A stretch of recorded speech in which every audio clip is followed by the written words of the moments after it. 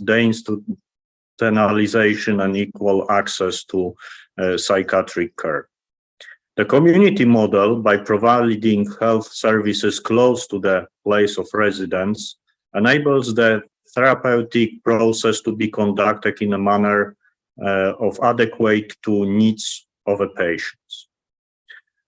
It also allows for early detection of mental crisis, can contribute to increasing therapeutic effects, and prevent stigmatization of patients. It is also important to guarantee appropriate care for children and adolescents outside 24-hour wards, and to strengthen the role of the system specialists who are not doctors. I mean here psychologists or psychotherapists in the diagnostic and therapeutic process. Since 2018, a pilot program has been implemented in Poland in mental health centers, the aim of which is to test the community model of mental health care. Help provided in these mental health centers is free of charge, available without a referral, located closely to the place of residence, and adapted to existing health needs. It may include visits to the outpatient clinic, stay in a day or 24-hour ward. Support of the community treatment team is also included. An individual treatment plan is developed by specialists based on relation with a person experiencing a mental crisis. The pilot program has been extended until the end of 2023. There are currently 75 active mental health centers serving a population of almost 10 million Polish people. It deals with adults. In 2019, a new model of mental health care for children and adolescents were introduced. The basic assumption of the reform, as in the case of adults, is the deinstitutionalization of psychiatric care, that is, the improvement of access to help outside the hospital. Currently, we have over 380 centers of community psychological and psychotherapeutic care for children and adolescents operating in Poland. Let me now say a few words about access to mental health care for refugees from Ukraine. This is especially a very important issue in Poland. In this emergency of regular military operation in the Polish and EU border, the Polish government immediately began preparing special legal solution enabling the settlement of medical health care provided to people crossing the Polish-Ukrainian border. Actions to organize medical assistance for people crossing the border to Poland were taken by the Polish government in cooperation with local authorities. Medical spots were organized at the border crossings where people received basic medical assistance. If a person required hospitalization, she or he were transported to the nearest hospital. Medical spots operated not only in the border of regions at reception points, but also at train stations, where the arriving refugees received medical assistance.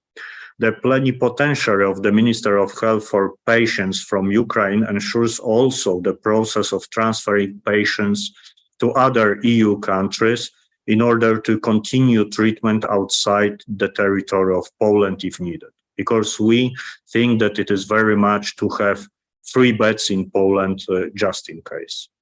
Moreover, a team for medical assistance for Ukraine has been established in the Ministry of Health. The task of the team is to support the Minister of Health, in particular through the ongoing analysis and assessment of the needs and possibilities of providing medical assistance, monitoring projects related to securing health services, review of activities undertaken by the international community, and last but not least, exchange of information with medical entities, the National Health Fund, and other state administration entities. One of the most important solutions facilitating refugees' access to the Polish healthcare system was equalization of rights with other residents of Poland. This concerned also the mental health care services. Initial difficulties in providing healthcare services to Ukrainian citizens included language barrier, of course, lack of documents confirming the identity of citizenship of a foreigner, or documents confirming entitlements, no ID numbers, and lack of medical documentation. So we had no history of disease treatment and prescribed medications. We have undertaken several steps to enable the system. Let me enumerate just few of them. Children Ombudsman helpline is available in Ukrainian language. It provides free psychological support by phone in collaboration with the Ministry of Health. The Ministry of Health also participates in the mental health and psychosocial support technical working group run by WHO and UNHCR. From the very beginning, we promote, for example, the psychological first aid guide for the field workers, which was developed by the WHO, and of course it was translated to Polish. With this collaboration, we also provided information to refugees in reception spots and shelters about the access to drugs for those who need to continue their treatment.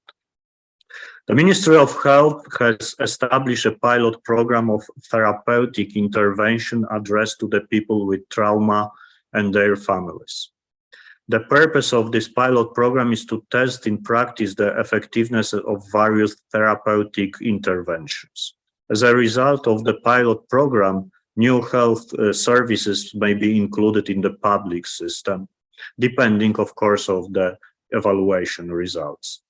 The program should include therapeutic intervention for at least one of the traumatic experiences, such as participation in war or refugee experiencing on being a witness to physical, psychological, or sexual violence, participation directly or indirectly in a traffic accident, experience of effects of a natural disaster of fire.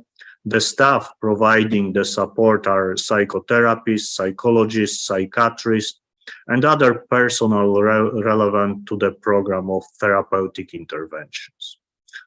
And finally, where we are right now, the main challenge include the lack of specialists, especially in the field of psychiatric care for children and adolescents, and insufficient infrastructure. Therefore, I believe that also at the EU level, it is justified to support all initiatives that increase awareness in the context of mental health and initiate necessary systemic changes enabling the development of the mental health system.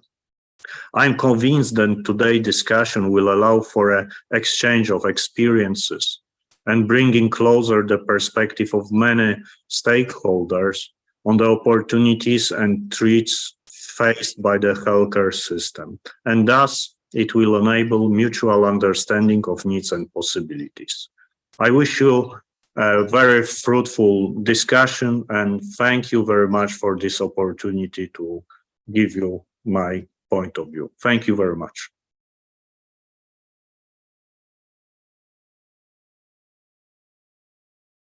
Thank you so much, Your Excellency, for sharing your thoughts, and it is truly impressive what all you are doing for, in particular, the refugees in Poland, the refugees from the Ukraine, which truly need the help in regard to mental health.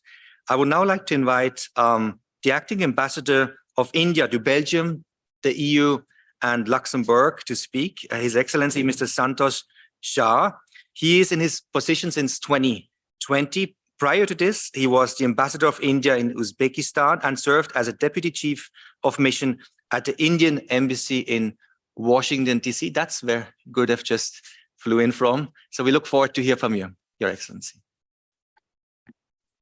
Thank you. Namaskar, Shurprabhat. Good morning. It is really heartening to see all of you turn up this morning. We are here to welcome Gurudev, Sri Ravi Shankar. It's an absolute privilege, an honor, and a blessing as well to be able to have this opportunity. It would be very presumptuous of me to talk about a man of his stature. It would, given the fact that he has, the fact that not just huge following in India, but around the world that I have witnessed traveling as part of my international assignments from Sri Lanka to Washington, DC to here, that would speak for itself. The government of India, by conferring the award of Padma Vibhushan to him in 2017, probably officially kind of put the adornment on a very, very celebrated personality that he is. I really find that we were not very fortunate to welcome him last year, so it is even more of a pleasure to have this opportunity to have him in the city of Brussels, the capital of Europe. I'm not qualified to speak about mental health, more qualified to speak about the fragmented world. But I would just say that the problem of mental health has been something that has come to the fore during the COVID pandemic even more at a global level. India as a country, and through its ancient forms, has had an awareness about it and solutions around it, which we are very much willing through our efforts to bring it to the rest of the world. These are not methods that have been understood or realized in the modern times. We often think about stress as a modern phenomena. I'm sure if there were techniques to bring greater sounder mental health in the ancient times, that stresses and strains of life affected people even then.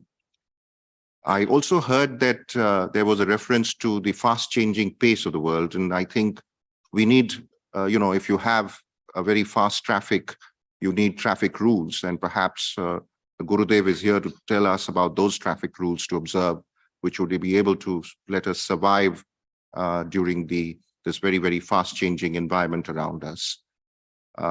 It is certainly not my place to talk about mental health. As I said, I'm more an expert on Fragmented World. But let me just mention a few initiatives that have come from the government of India in that regard. The government passed a Mental Health Care Act in 2017 to address issues including protection of rights of persons with mental illness and ensuring treatment and rehabilitation in least restrictive environment. In the last year's budget, which is the 2022-23 financial year, the government of India introduced a national tele-mental health program in the aftermath of the COVID-19 pandemic. Prime Minister Modi has personally been a steadfast advocate of social and behavioral changes to effectively address mental health issues in others and of personal changes for one's own mental well-being. He has often stressed the role of family and the benefits of yoga and meditation in promoting mental well-being. Many of you might be aware that the Prime Minister pioneered the declaration of June 21 as the International Day of Yoga by the United Nations, which was passed with unanimity by the members of the United Nations. And we celebrate every year in this city of Brussels this particular day, and we would be doing that this year on 17th and 18th of June. There is also a growing body of research on the effects of poor mental health on development and the resultant economic loss to countries. And in this regard, I must mention that the challenge of dealing with mental health is much greater in low and middle income countries. as compared to the more better endowed facilities that you have in the developed world. And it is for this reason that the UN has declared mental health as one of the goals for Sustainable Development Goals program that we are currently implementing. In a hyper-connected yet fragmented world with increasing stress levels and reducing attention spans, it is important to pause and reflect. And I'm sure today, when we hear the experts on the podium, and in particular, the Gurudev, we would be able to reflect upon them, learn about it, and improve the way we handle this particular issue as we go along. So many thanks once again, and particularly many, many thanks to all of you for turning out in this large number. Thank you so much.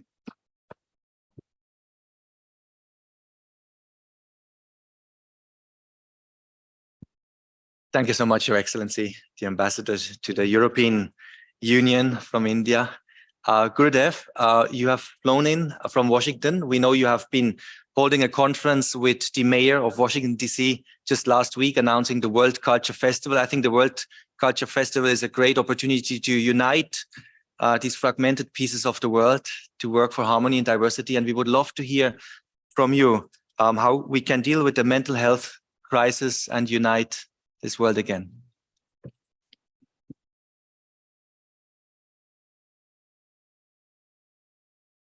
His Excellency, Mr. Chanaki, and our dear Ambassador from India, Mr. Santosh Jhaji,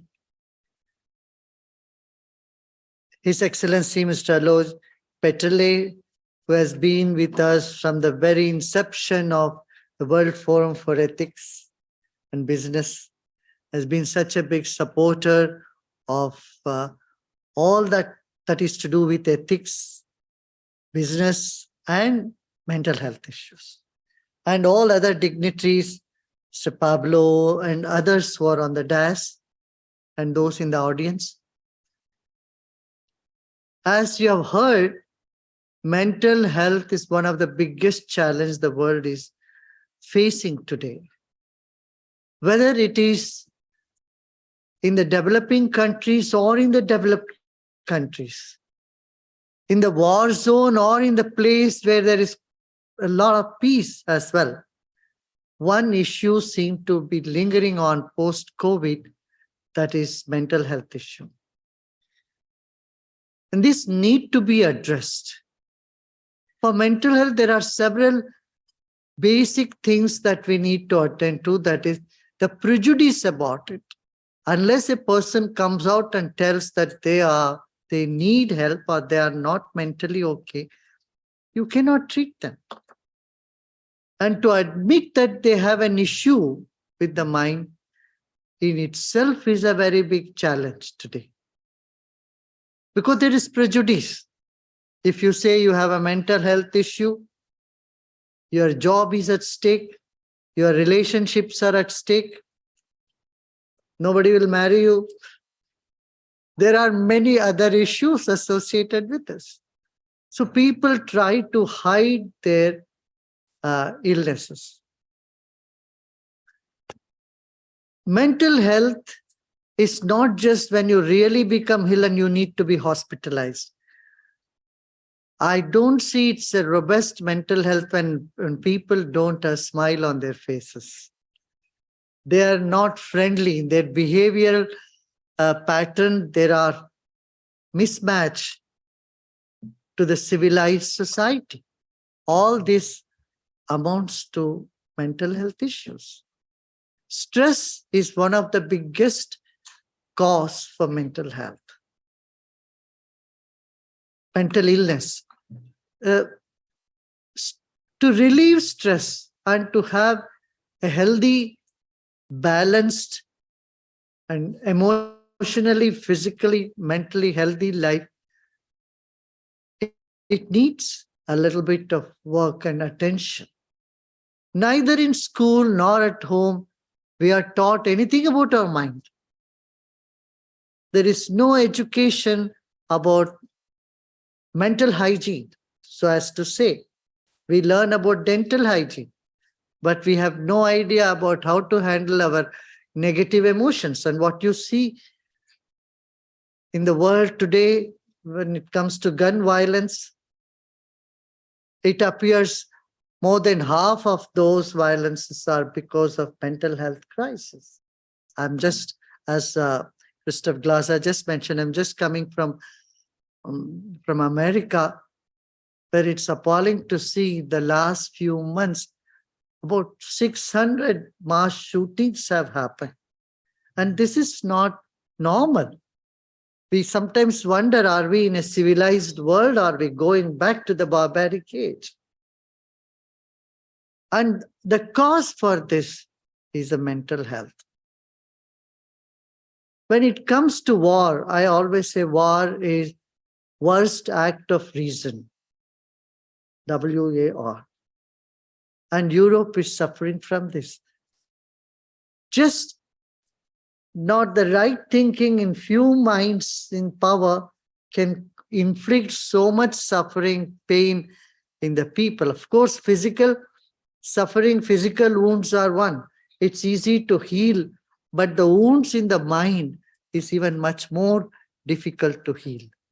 It takes time. We see the refugee crisis. We see the migrant crisis here in Europe. They come back from their countries, and now they are caught up between different cultures and civilizational conflict. They need counseling.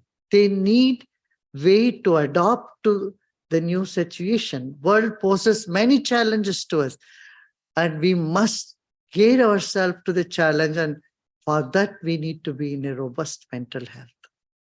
And here we need to look into what are the ways we can address these issues. As I said at the beginning, the prejudice about mental health, number one. Second is the different type of prejudice we harbor in ourselves. Gender prejudice, racial prejudice, religious prejudice, and class and caste prejudice. We have to get out of these prejudiced intellect, mind system. Again, here we need education to break those barriers. And then the third thing I would say is healthy habits. Wellness is the buzzword today in the industry, in business and industry. And wellness includes all that you can make yourself feel better. So the yoga and meditation are a part of this wellness programs that the world is adopting. 42 years back, when I started on meditation yoga, people would think it's not for the normal people. It's for someone out there. And there was so much prejudice about it. Thank God today it has been, the benefits of yoga and breathing and meditation have been acknowledged, and many validation through science has come in handy for people to adopt a healthy lifestyle. Then social interaction. When people are just confining themselves to electronic media and not come out and meet with people in real time, that also causes huge trauma. And here again, more social interaction is essential. On these principles, we have planned to have the World Culture Festival, when people from all over the world come together in the spirit of Olympics. It's like a cultural Olympics, I would say, but without any competition. Nobody is going to get medal, or everybody will be acknowledged. Everybody will be honored. Where you come together and celebrate life and realize that life in a bigger context is very precious. A sensitive and sensible person will always stay with non-violence.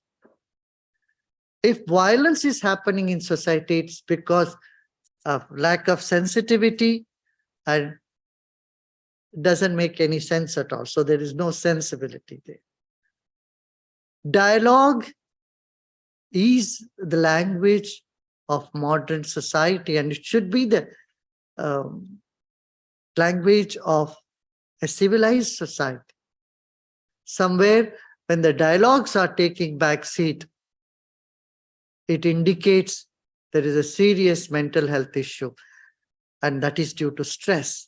So again, it boils down to the fact a stress-free life is essential for a violence-free society. And violence-free society is what indicates a healthy human beings, both physically and mentally on our planet. With these few words, I today appreciate we have scientists here, we have doctors, we have psychiatrists who will embark on this subject.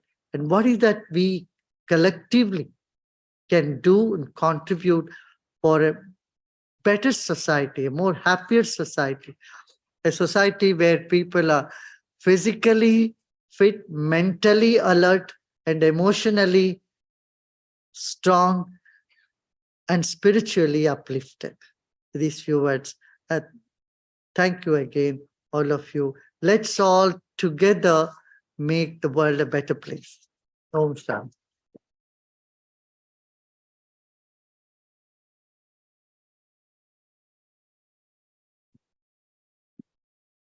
Thank you so much, Gurudev, for reminding of us how much stigma and prejudice there still is around this important topic of our mental health.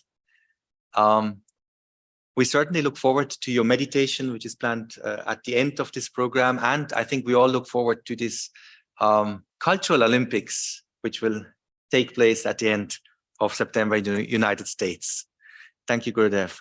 And we now come to Dr. Alojz Peterle. He's the former Prime Minister of Slovenia. He's a board member of the World Forum for Ethics in Business and truly has been a very important pillar of this initiative right from the beginning. And informally, he was known as the Mr. Health here at the European Parliament. So it's good to hear from you, Mr. Peterle. Thank you very much. Being many times former means that I can share something. And I spent 15 years in this house. We are gathering today in the European Parliament, in the House of the Decisions. And the laws, decisions adopted here shape the life of hundreds of millions of European citizens. And we speak about fragmented world. I also have to say, I'm not a medical doctor, but I understand that fragmented world means also fragmented people, fragmented persons. The more fragmented we are, the more mental problems we face.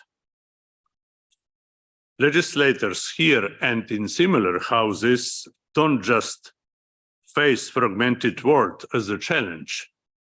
They have the power to produce or reduce it.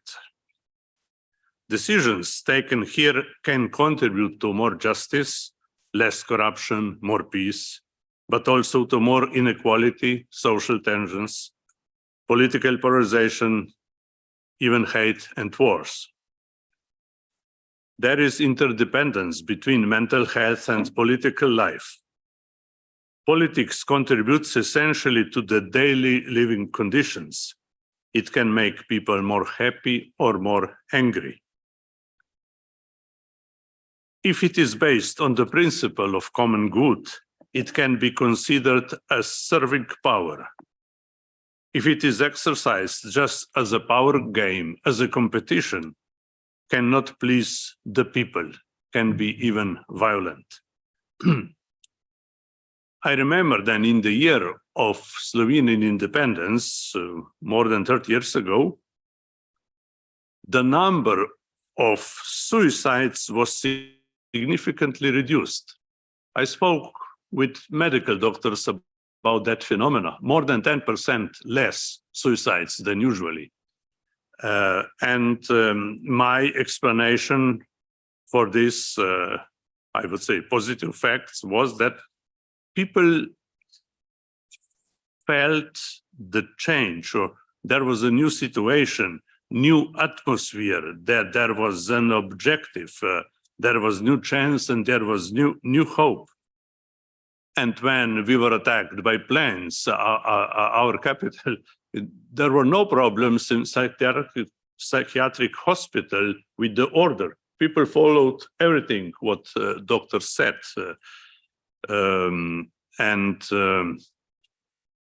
We have to ask ourselves in this particular house, what is the answer to the fragmented world?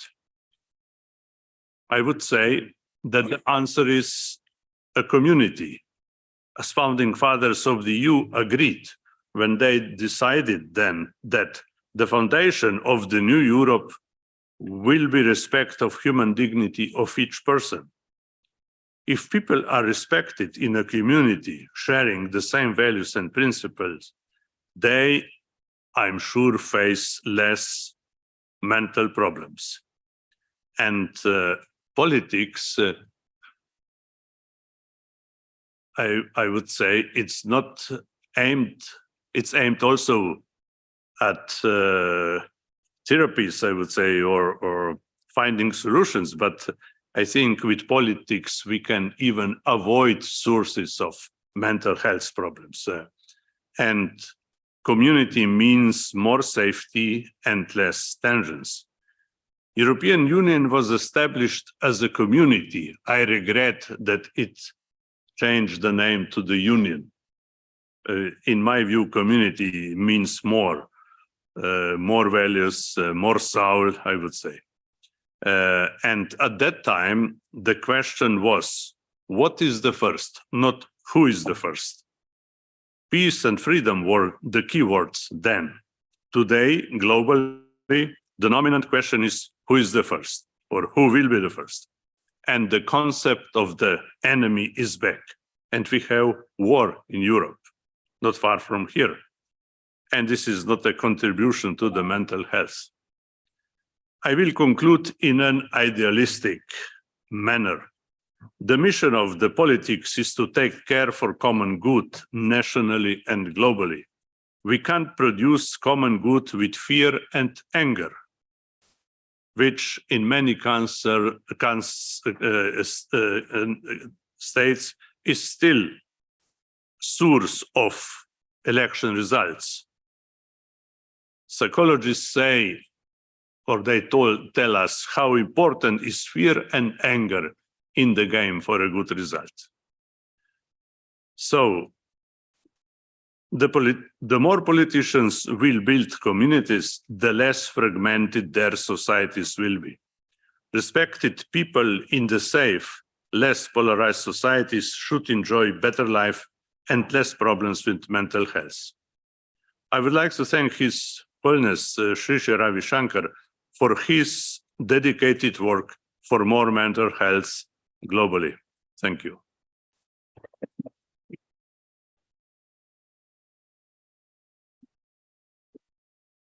Prime Minister Peterle, thank you so much for reminding us that the true purpose of this house, of the European Union, is that community that it can give us. And I was reminded of a piece of research which was indicating that, in fact, if we have just one friend to whom we can truly relate, with whom we can really share what matters to us, who can hold that space, the risk of suffering from depression is already reduced a lot. And with that, obviously, we don't talk about Facebook friends, but true relationship. And that's so important. We have been hearing about the public sector. We are here in the parliament, but we want to hear also from the private sector. And we have with us an exceptional man from an outstanding organization in the field of mental health and well-being. And we want to hear from him. It's Mr. Pablo Llano, the Chief Executive Officer of DHL e-commerce. Pablo has joined the management board of Deutsche Post DHL Group in August 2022. He's responsible for the DHL e-commerce solutions, which comprises Deutsche Post DHL Group's international parcel delivery operations And with that, he actually leads a team of 45,000 people. And it's certainly interesting for us to know that DHL has been ranked for the second consecutive year as the world's leading international express service provider. He has been named #1 best workplace worldwide. Best workplace worldwide. Let's give him a big round of applause. In the annual list published by Great Place to Work in collaboration with the Fortune magazine, I had the pleasure to visit Pablo in the DHL Tower in Bonn. And when he was talking about all that they are doing, I felt so inspired. I wanted to stay longer. It was really great. And let's hear from you. I had to kick you out. Yes. Hello, thank you, Christoph. Thank you very much. Mr. Czarnecki, thank you for hosting us here. And Gurudev, pleasure to see you again. Thank you very much. So it's an honor for me to be here. I will be using some examples of what we are doing in our company, not really to promote our company, but just to share with you tangible examples of how we are operationalizing this topic of mental health. If we move to the next slide, please. It's great that we are talking about mental health and that we are putting it at the center of health. We like to talk about health with capital H, which is the health that puts mental at the center and not as an afterthought, and health with a lowercase h, the one that only focuses on the physical body, because we truly believe that nowadays putting mental and emotional well-being of our team members is the starting point for creating and continue being a great place to work for all. We operate, and if we move to the next slide, please, we operate in 220 countries around the world. And as Gurudev was saying, the topic of mental health is common across all 220 countries. It varies in the degree and the intensity and the way that it is manifesting, but irrespective of being a developed country, a developing country, there is definitely the need to focus on this topic. And it's very interesting because as part of being a logistics company, we connect those 220 countries with logistics services. And every year, in order to understand how much the world is connected, we run a survey and a very detailed analysis together with the New York University Stern Business School about how the world is connected. And this is more connected than before, less connected than before. And it's a very, very comprehensive analysis of how people are moving around countries, goods and services, how the world is connected in terms of trade of goods and services, the flow of data. And it's very interesting to see that the world continues to be more and more connected. And despite of that, we feel that we are more fragmented than ever before, which is fueling, anxiety and stress, which is, of course, having a negative impact on mental health. And that's why for us it's so important as an organization with 660,000 direct employees that we focus on this topic. But the key question is what can we do and what we are doing about it? And if we move to the next slide, please. There's a lot that I can share with you that we are doing, but I will summarize it in two key main actions. The first one is ongoing focus on creating an environment and a culture that fosters empathy, inclusivity, respect, and compassion. And this is, as Christoph was saying, this is at the core of what has led us to be actually 3 years in a row, the great place to work for all, #1 multinational company to work with. So it's very, very important that we continue fostering that type of culture and environment. And the second one is make sure that we empower and train our leaders with the tools and training that they need to have to spot mental health issues and to act and support our team members. So if we move to the next slide, I'm not going to bore you with a lot of details about how we are operationalizing this. These are symbols and views, graphical views that only make sense to us internally, but just to give you a perspective that it all starts with purpose, right? The purpose of connecting people and improving lives. And everything that's our strategy house and everything else beyond that is connected. Everything that we do is to improve, to connect people and improve their lives, either internally and externally. On the right side, you see a little bit our own way to representing what does it mean to be a sustainable company. And very important to that, besides, of course, climate protection and compliance, is creating that environment of a great place to work for all. And it's great place to work for all, and all is the most important word there. All meaning not only the diversity from a gender and every other type of diversities, but also inclusive of our ongoing mental health status. So if we move to the next slide, please. This is, another way to represent that objective of great place to work for all, great company to work for all. For a long time, we put a lot of focus on physical well-being, physical health, meaning that we want to make sure that every single of our employees in a tough business, in a tough physical business like ours, we move boxes from one place to the other, that are all made it safe back home. And there was a lot of focus, and we're still focusing on the physical health of our employees, and safety is very top of our agenda. But now we need to also give proper attention to the mental and emotional well-being of our employees. And I think at the next slide, which is the last one, one more is how we are, if we can go back one, thank you. So the two things, as I mentioned, culture and environment of empathy, compassion, and inclusion, but also what are the concrete tools that we give our employees. These are two examples among the many. It is a training our employees trained to spot, meaning helping them to identify when there is a need for intervention, and then a direct support to our employees with an assist line to help them, of course, channel any type of unstable situation.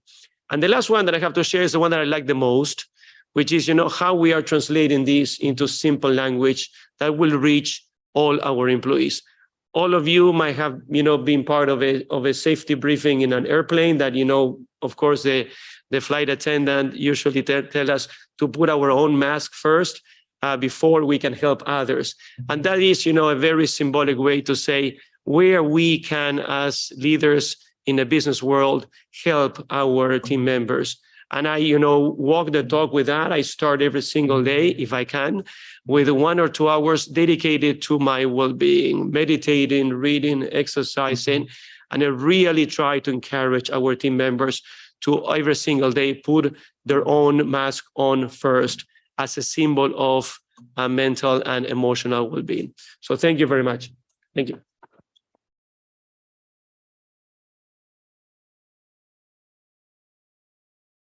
Thanks a lot, Pablo. And I love this image of, putting on the mask first, and it's beautiful. And it can be really felt in the organizations, right? Many a times organizations talk about the things which need to be done to be perceived in the right way, but I think that's part of the DNA of who you are, of the organization, and that's great. So we heard from an organization which won, we noted that 3 times, the award on Great Place to Work, and we will now go from public and private sector to the academia. And we will go to the world leading business school. The #1 business school in the world is in, not the United States, in Switzerland. It's the IMD Institute. And we have with us online Professor Anand Narasimhan. He was in an airplane from Geneva to Brussels yesterday, and this airplane decided to turn around and fly back. We are very happy, Professor, that you are safe. And I want to introduce you. Professor Anand is the Shell Professor of Global Leadership and the Dean of Research of the IMD Business School, which, as I said, ranks #1 in the Bloomberg Business Week MBA ranking for European business schools. Professor Anand Narasimhan is a director of the Team Dynamics for boards programs at the IMD Business School. He also is a board member of the Case Center and the International School of Lausanne, and is currently qualifying to be a teacher of mindful-based cognitive therapy. He's an author. He has published many articles and books, amongst others, the book on leading transformation journeys. And currently he is writing a book that talks about the unconscious dynamics of teams and how these are very important factors for the success. Professor Anand, thank you for being with us. I know you delayed to your today's flight to another destination, and we look forward to hear from you.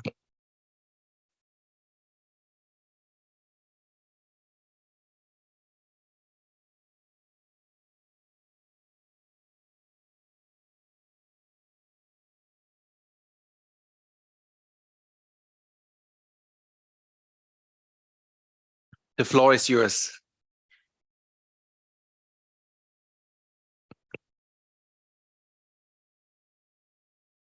Thank you very much, Christoph, and distinguished guests, ladies and gentlemen. My regrets that I could not be there in person, but delighted to join virtually nevertheless.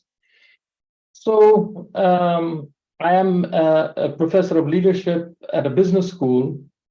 And the story that I want to tell you is one of a student who walked out of my class. Let's call this student Gabriel. He was well-built, very fit, and clearly very smart because he had been here at IMD.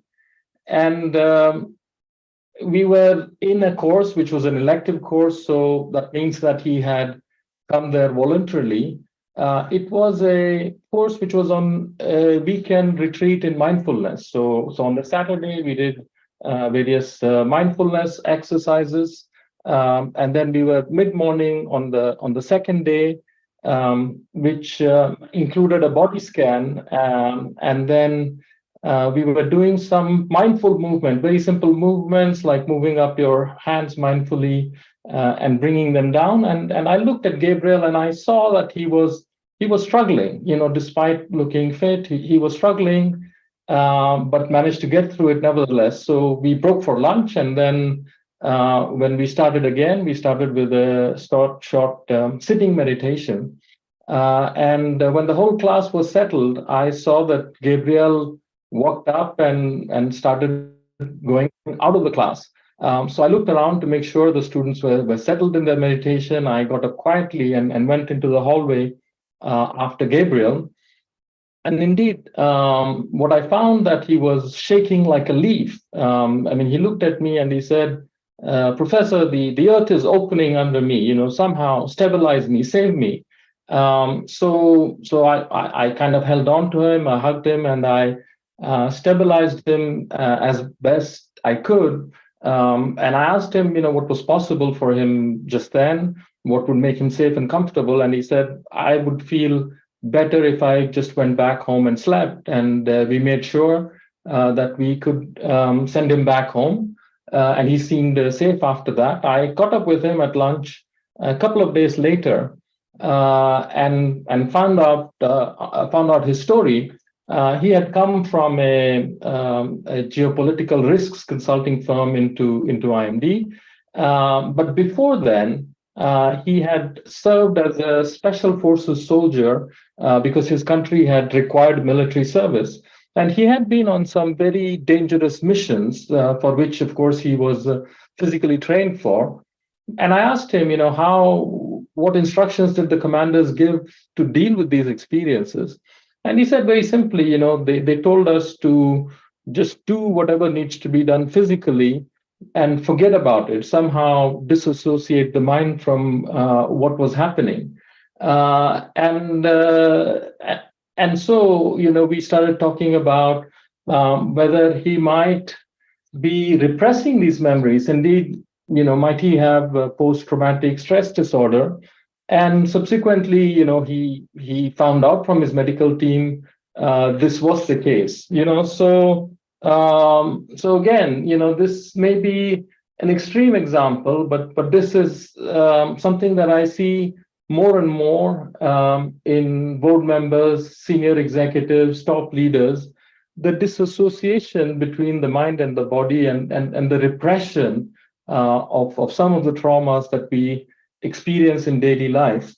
And this disassociation points to a problem with organizations. So clearly, building and leveraging organizations is one of the apex accomplishments of humankind. So we can only imagine the backbreaking labor that would have gone into building such wonderful structures as the Great Pyramids in Egypt. We also coming to realize through historians that the prosperity of the Industrial Revolution in Europe was really based on this blood, sweat, toil, and tears of indentured workers and slaves even in the colonies. And these days, there's the modern marvel of the internet through which I can reach you, and space technology, where the human body has completely disappeared. And that is where we have a problem, because as human beings, we have two modes of mind. So the one mode, which we are all familiar with, which has been a gift of our evolution of the frontal cortex, is our imagination, our ability to represent abstract things and manipulate them. And we've done this so well that we have now created an artificial intelligence that even rivals and threatens to overwhelm us. But we should also remember that we have another mode of mind, a more primal mode, which is based in experiencing. And if we give access to this mode of mind without it being hijacked by the cerebral representative and abstract conceptual mind, we can see things as they are, and we can be grounded in the physicality of things as they are. So we are finding out that emphasizing in ourselves the cerebral mind over the experiencing mind comes at a cost of our mental health.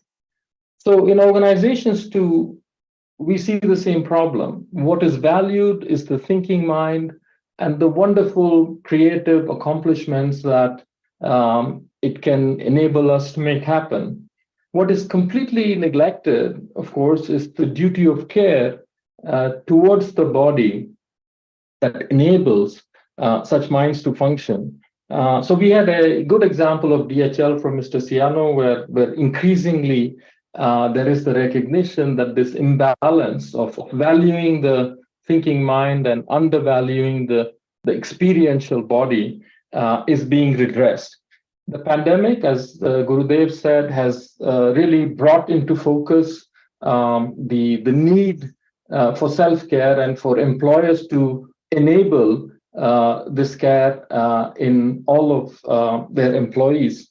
So let us build on this opportunity that has been given to us in these recent months and bring back the value to this experiential mode of mind, this ability to be grounded and to be mindful. Let us work in ways through these forums and wider organizations to enable organizations to become more sane and to make sure that an experiential mode of being, one of mindfulness, one of groundedness, is allowed to flourish along with the intelligence and the cerebral mode that we celebrate so much.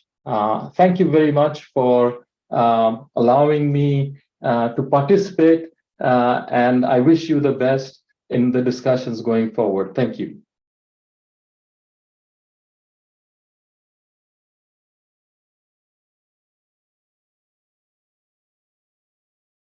You in, even if it was virtually. Thanks a lot also for sharing this very personal story you experienced with Gabriel. That was truly insightful. I would now like to take a moment to introduce to you Professor Dr. Ulrich Hegel. He's the president of the European Alliance Against Depression and the president of the German Depression Foundation. Professor holds the Johann Christian Senckenberg Distinguished Professorship at the Goethe University in Frankfurt, and he has published not less than 650, if I read correct, 650 articles in peer-reviewed journals, which is incredible. We're so happy that you're here and your work is outstanding. Let's give him a big round of applause.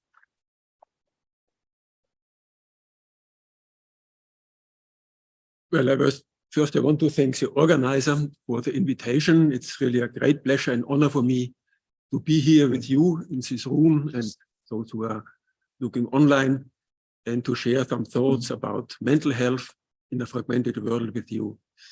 This is the first slide.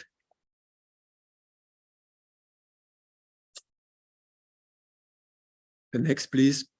I'm a psychiatrist, and I have been heading the Department of Psychiatry of the University in Leipzig for many years.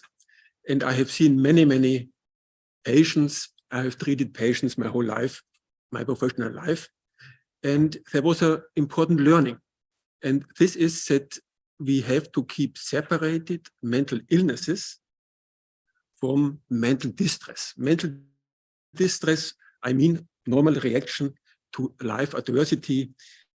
People react if there is a time of crisis, if there is displacement, if the small business goes down because of economic crisis, people react emotionally.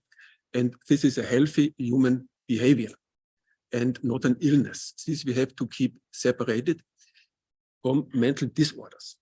Many mental disorders you get when you have a vulnerability for that. For example, depression. If someone has a vulnerability, he will fall into depression again and again during his life.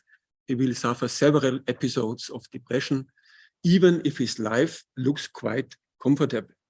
And people without this vulnerability, they suffer all the bitterness of life, but never get a real disorder.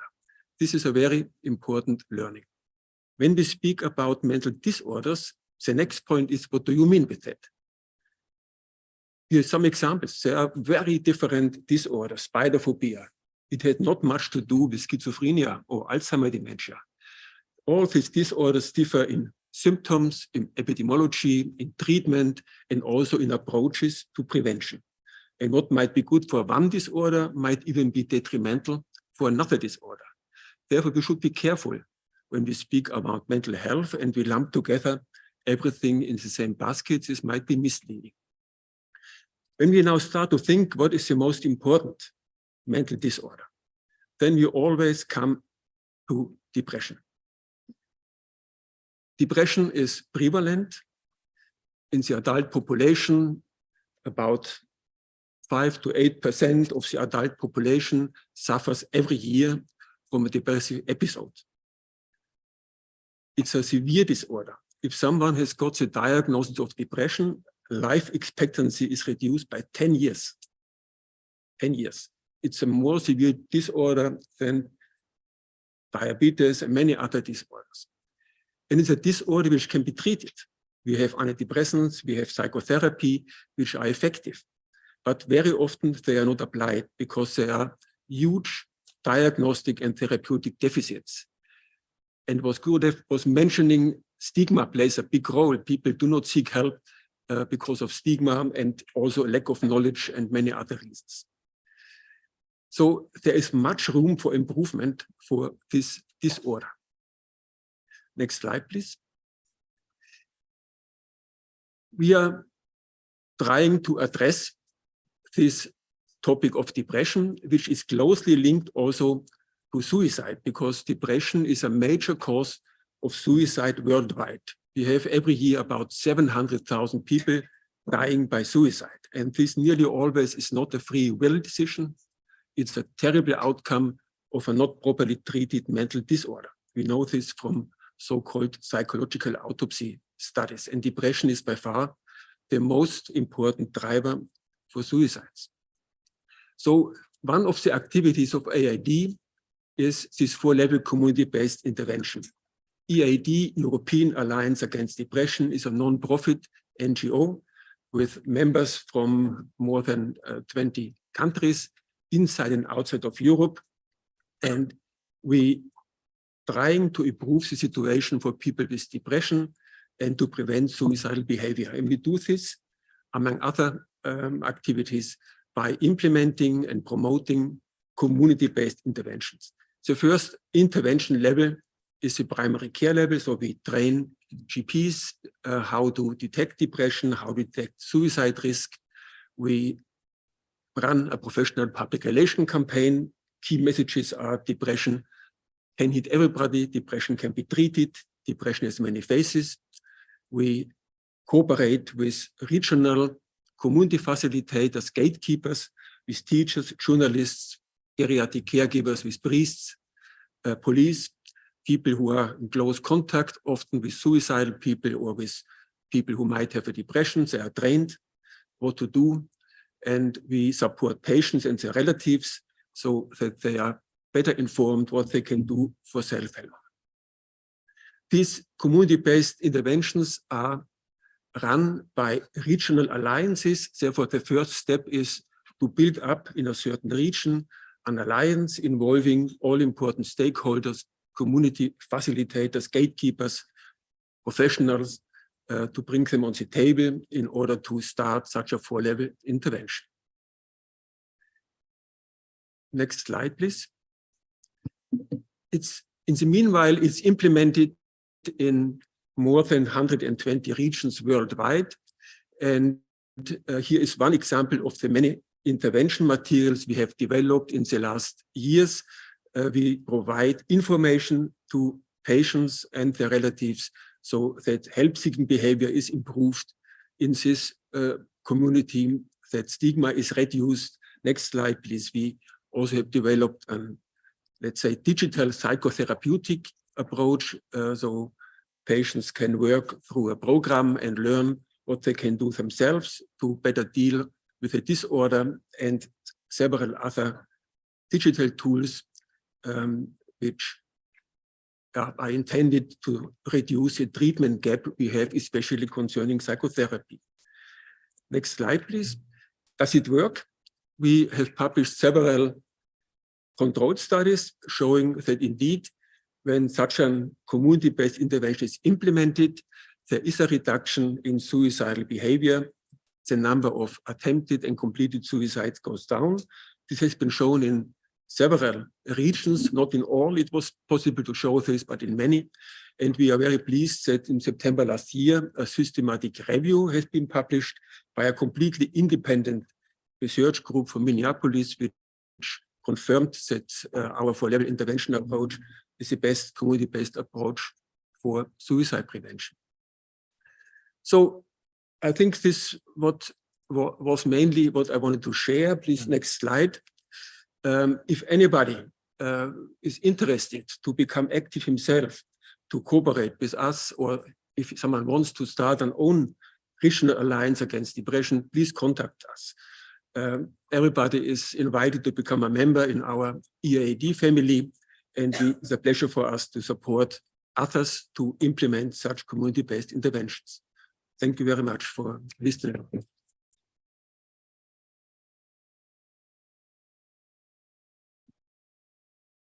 Thank you, Professor Ulrich Hegel. I think with your great work, you're really helping to reduce the stigma and prejudice around depression, which is truly commendable.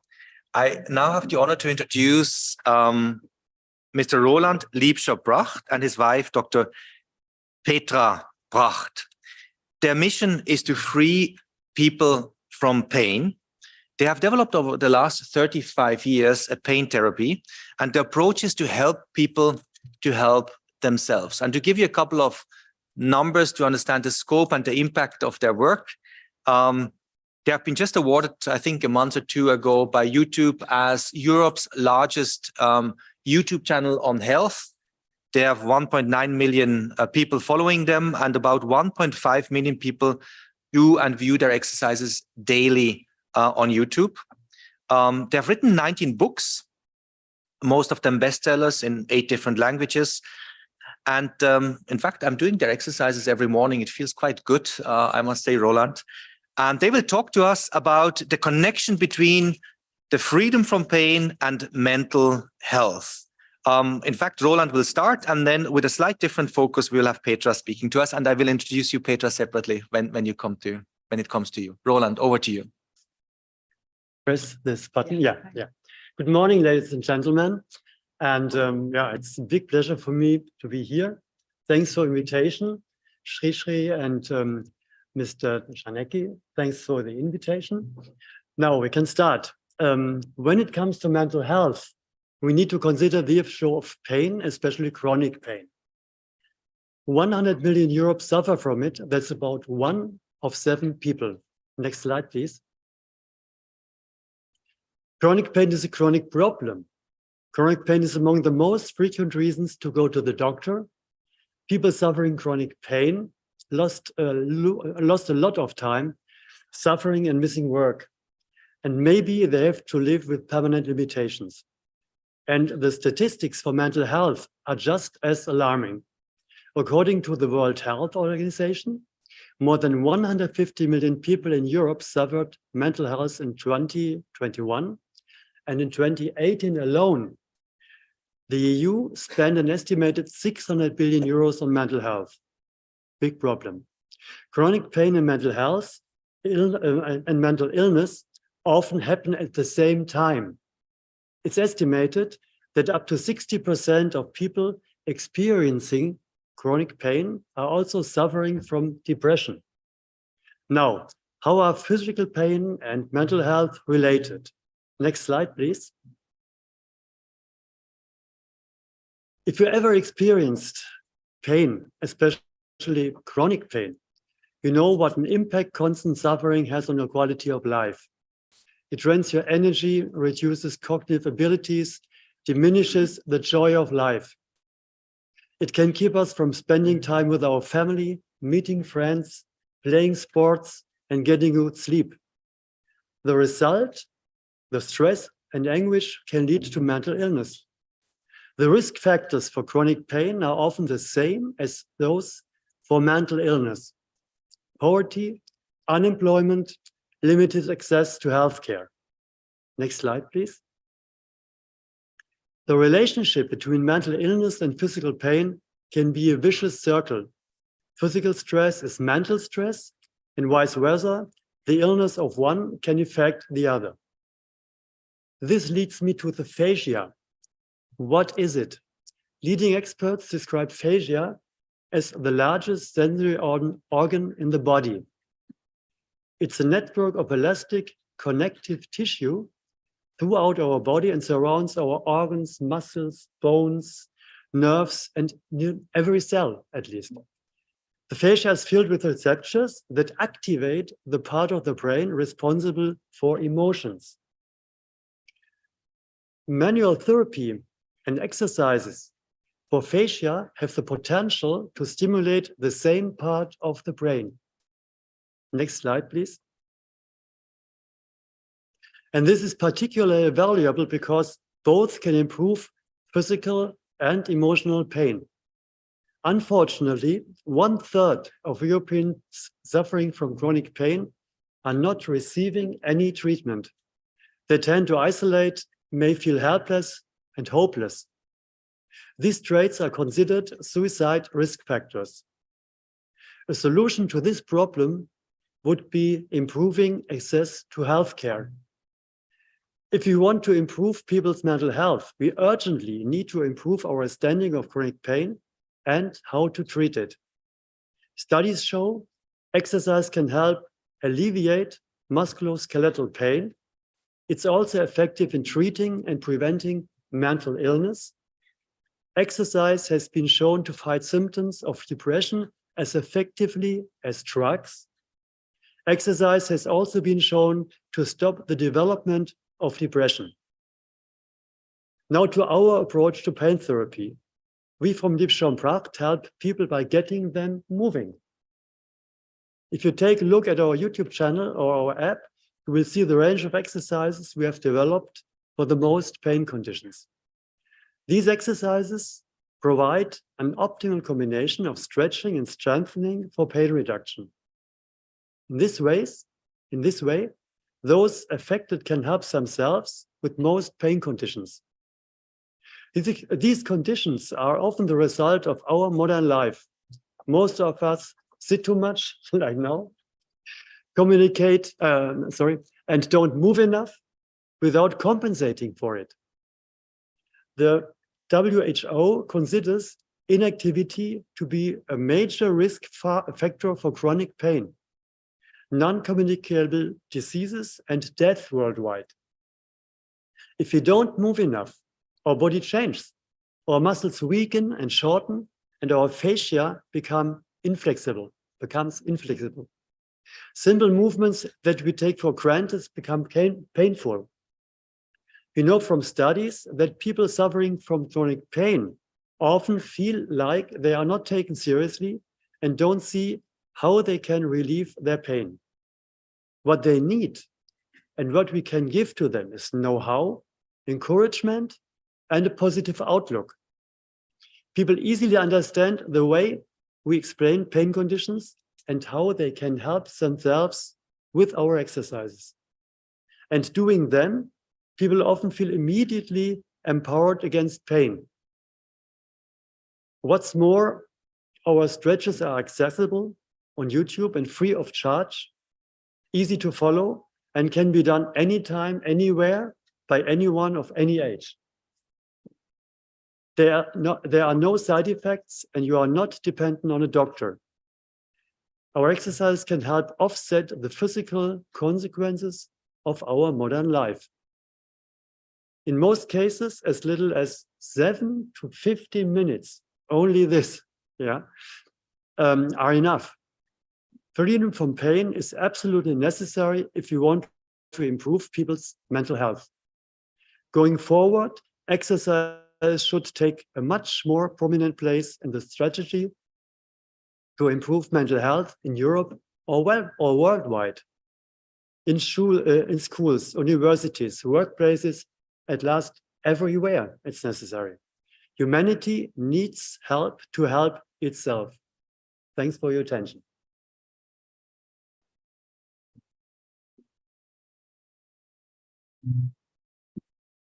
Thank you so much, Roland. Now, let me ask to the audience, how many of us have at least once in our lifetime done a diet? Can you raise your hand? Okay, you go.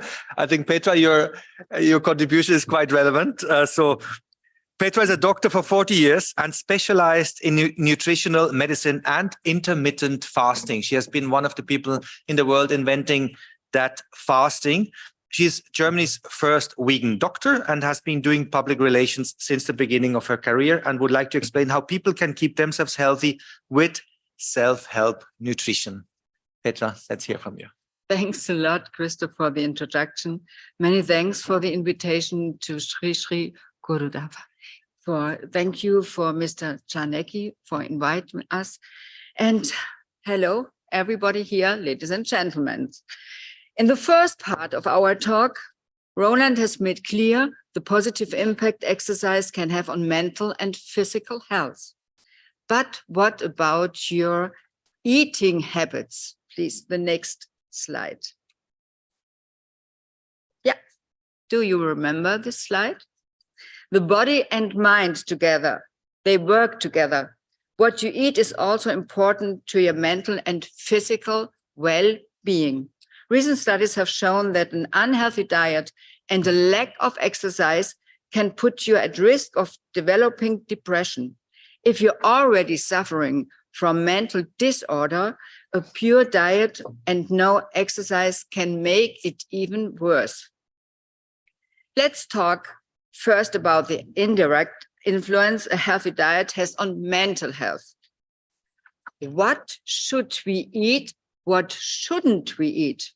I'd like to share a quote from American writer Michael Pollan, who summarized the essential of a healthy diet in only 7 words. Eat food, mostly plants, not too much. So I can stop here, but I go on for sure. Keeping to a plant-based diet supports your immune system. A strong immune system helps ward off pain and of illness. Here are only some evidence-based facts we know about plant-based diet. Vegan or vegetarian diets can relieve chronic musculoskeletal pain, and they can help against inflammation. Certain food groups, I'm so sorry, but it is like it is, especially meat, can increase chronic inflammation. In the long run, these inflammations can have dangerous consequences for your physical and for your mental health. Meat and the product made out of meat and dairy and their products, sweets, foods made from white flour can fuel inflammation and can weaken our immune system. So our diet can have an influence on lifestyle diseases like, and now I ask you to make your eyes and ears open. First, it's obesity, type 2 diabetes, heart diseases, autoimmune diseases, dementia, Parkinson, and certain types of cancer. And these are diseases that we are largely responsible for, but often we do not know about this possibility. And now let's talk about the direct influence a healthy diet has on a mental health. Adults who maintain a healthy diet has less likely to develop symptoms of mental health issues like depression. In 2009, a groundbreaking study reported that people who ate a Mediterranean diet decreased their risk of developing this depression. A Mediterranean diet consists of vegetables, fresh fruits, nuts, only small amounts of fish and meat, healthy spices, and cold-pressed olive oil. Following up 10 years later, the positive effects were still visible. Small amounts of wine, okay? Okay. Another study from 2022 showed the positive effects a healthy diet had on the cognitive abilities of older adults. Healthy eating isn't only for adults. Good nutrition can even help children and young people with mental health problems. So maybe some of you might be thinking now, food goes into our bellies, not our heads. Where is the connection? Please, the next slide. Thanks. Here it is. Approximately 100 trillion bacteria live in our digestive tract. Food, stress, and these bacteria are connected. Anxiety, depression, and pain weaken the health of our gut and thus also our immune systems. You can keep your good bacteria healthy by eating, what do you think? By eating a plant-based diet and also managing stress. Eating at fixed times and intermittent fasting can also help and help very well. As you can see, what you eat is important for your mental health, but how much you eat is also important. People who are obese are twice as likely to suffer from depression compared to people who aren't obese. What we eat and how much we eat affects how we think and how we feel.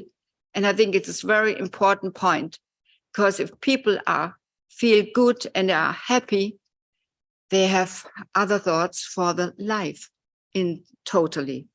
There are many studies available that make clear the benefits of proper nutrition in the workplace. Healthy food and short exercise sessions can go a long way towards improving physical and mental health as well as productivity. So finally, which diet is the best? I think you know which one I would vote for. The clear winner is a plant-based diet because it keeps people physically fit and mentally healthy. Roland and I shown you the major impact diet and exercise can have on mental health and how we try to help people help themselves against pain. Just the freedom from pain is a prerequisite for mental health. So is health, especially the absence of often diet-related serious civilization diseases. Can there be better reasons to make a healthy diet as well as exercise a permanent part of our lives and thus automatically create the best conditions for our mental health? Thanks a lot for your attention.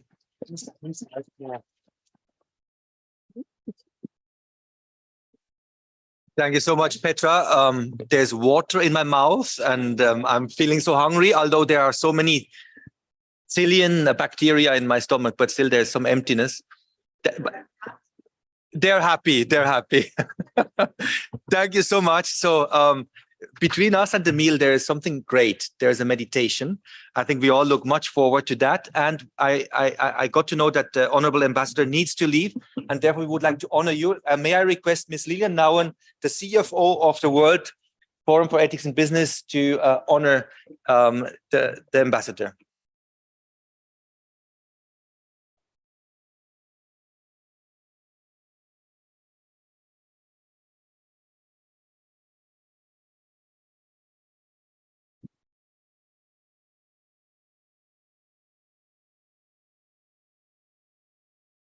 Should we take the maybe the picture first? Yeah.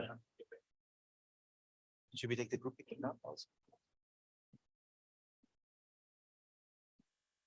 Okay, has been taken. Yeah. Then Gurudev, it would be wonderful if you could guide us through a meditation. Yes, we talk about food, sure. Before we are hungry or when we are getting hungry, it's good to start meditating, right? Few minutes of meditation, I can't describe how many benefits it comes with. More than 100 benefits have been evidence-based, through evidence-based research have been proved. And let's begin, okay? Are you all ready? Everyone? So first is to movement. You heard already from Dr. Petra and Roland that we have to move. So let's move our hands, start moving our hands and get that little circulation happening.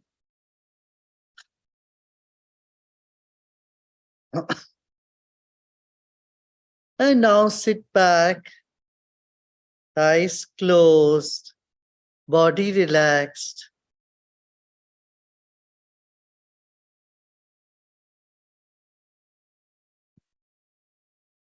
Let us become aware of the weight of our body.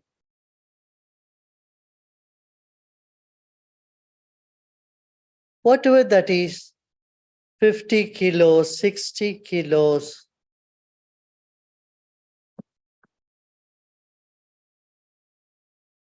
We came into this planet weighing just 4 or 5 kilos, and today we weigh 60, 70, 80, 100 kilos. All by the plants and all the food we take in. Let us bring our attention to our feet.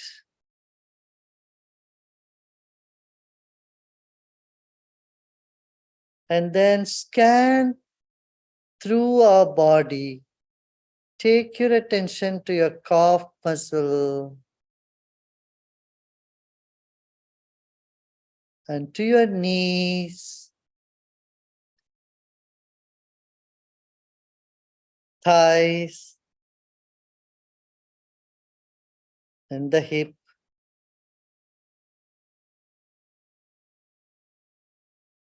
Relax your abdomen, chest,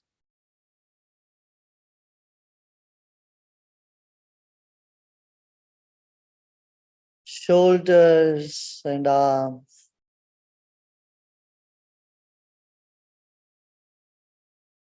Let's take a deep breath in and breathe out. Our body has billions and trillions of cells. Let's honor our own body. Let's take another deep breath in. And as you breathe out, place your weight on the chair you are sitting. Rather, become aware the chair you are sitting is carrying the weight of your body.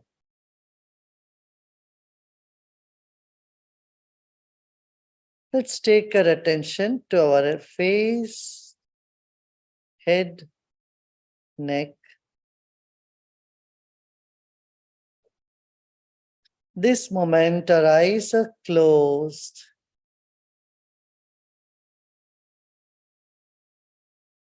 Notice if there is any tension anywhere in your head, neck, or body. And just let it be. Not in a hurry to get them out. Just let them be.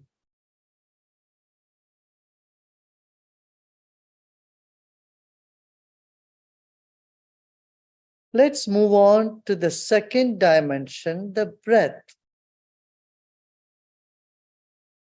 It's the breath that is keeping our body alive. And every cell of our body is breathing.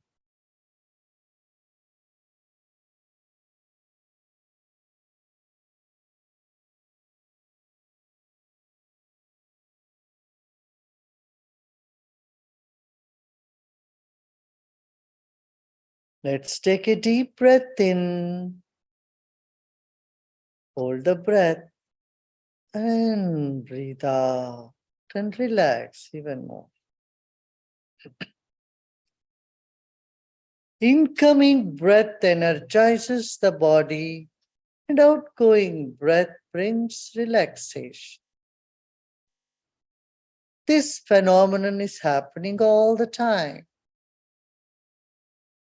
Let's just become aware of it.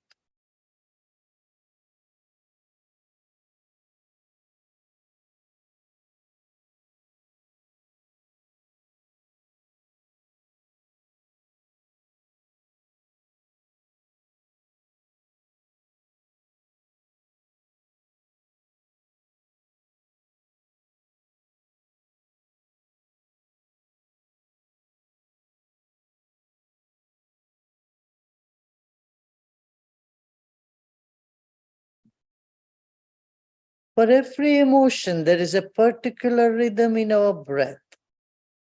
Become aware of your breath and the rhythm.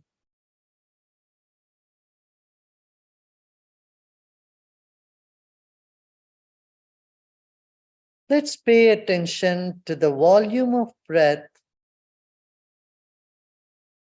the temperature of the breath, the length of the breath.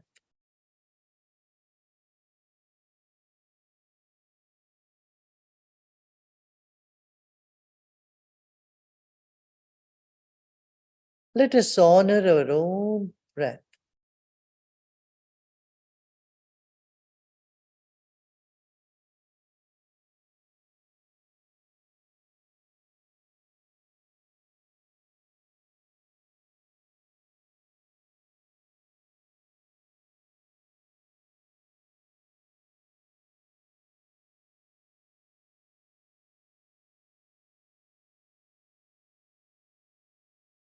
Let's take another deep breath in.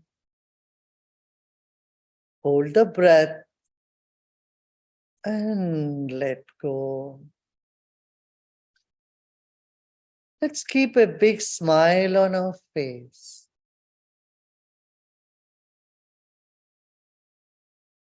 As you smile, all the muscles in your face gets relaxed.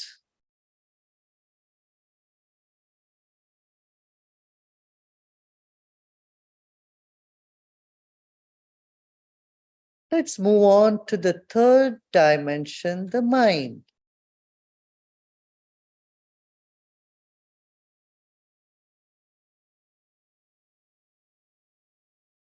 Our mind is, our body is like the wick of a candle.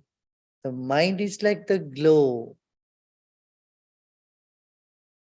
Whatever thoughts are in the mind, just let them be.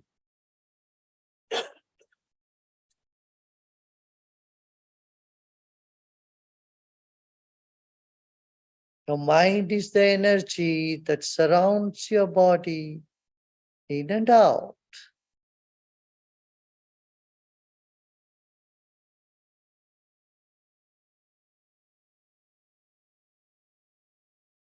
Let us become aware of the walls of this hall that we are in.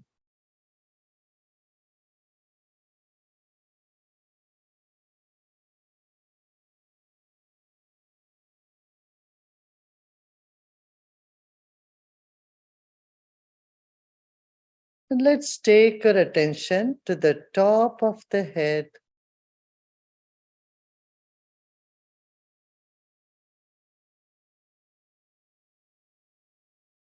And become aware of the empty space above the head.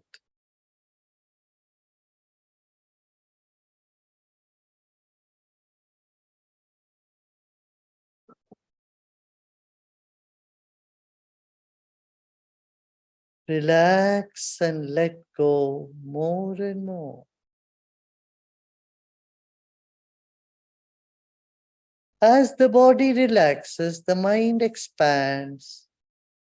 And as you become aware of vast space, body finds relaxation.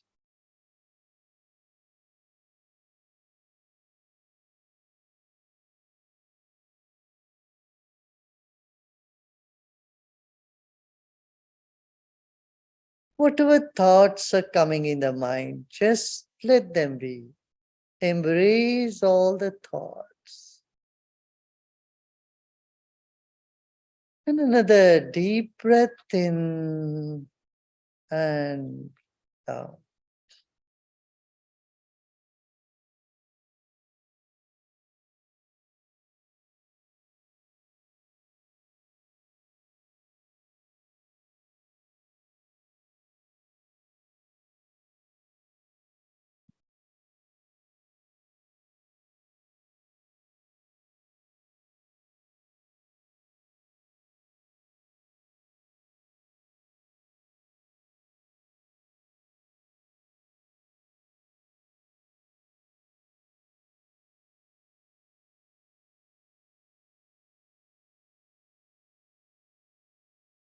As you relax, the mind starts to cool down and calm down.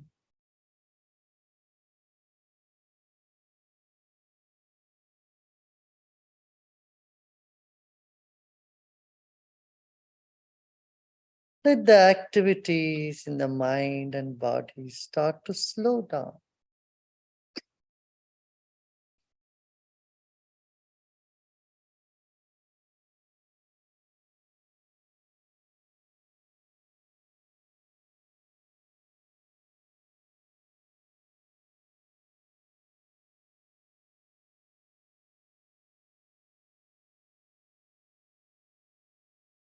This moment, there is nothing to know and nothing to do either.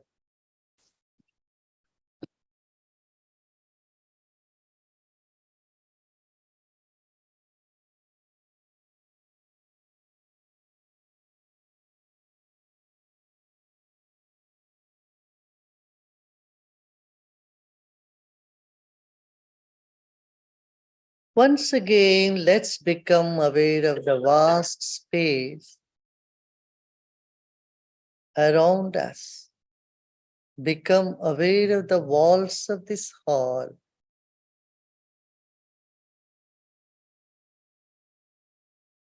let go more and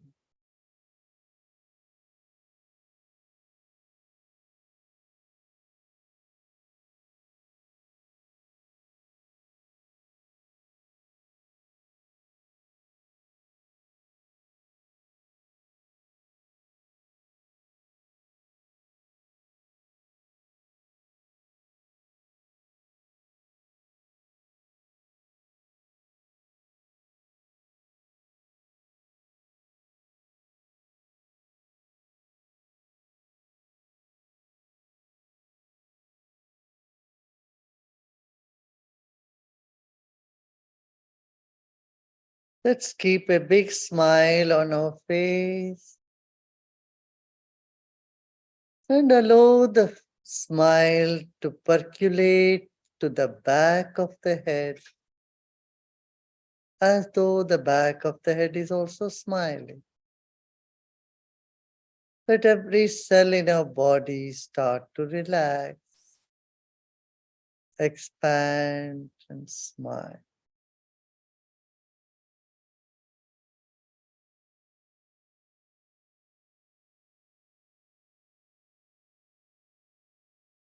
You are peace.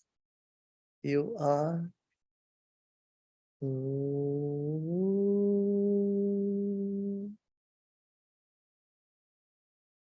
Om.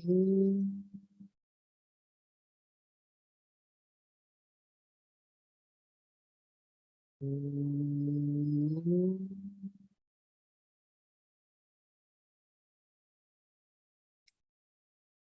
Shanti. Shanti. Shanti.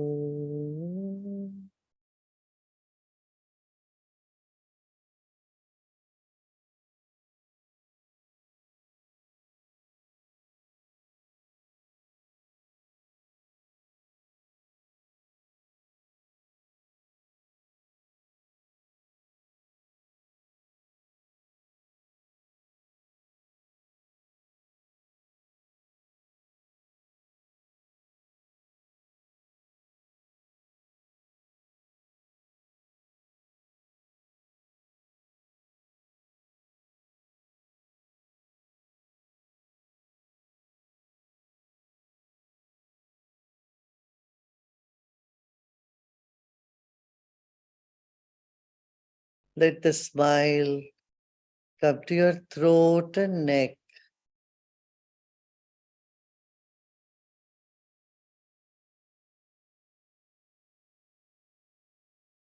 And allow the smile to percolate to your shoulders and your arms.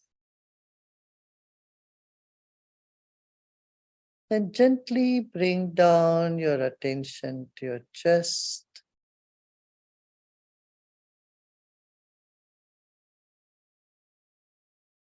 stomach, the legs, and the whole body.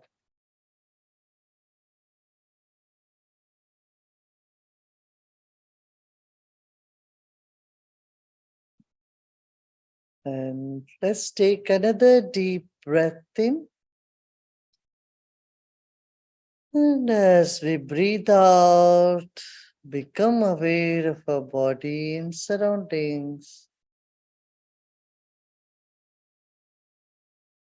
On the next inhalation, again, let us become aware of our body and surroundings. And as you breathe out, you may gently open your eyes.